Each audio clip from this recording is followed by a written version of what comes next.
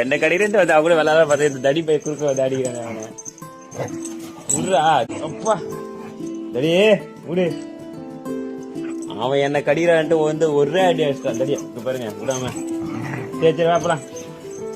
ஓ போயிடுச்சு. வீடியோக்கெல்லாம் பார்த்தா போயிடுச்சு. அங்க பாருங்க என்ன பண்ணுங்க ரெண்டு பேரும்.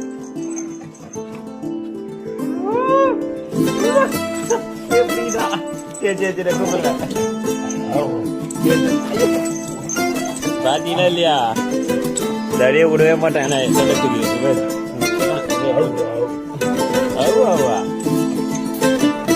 பேசுறா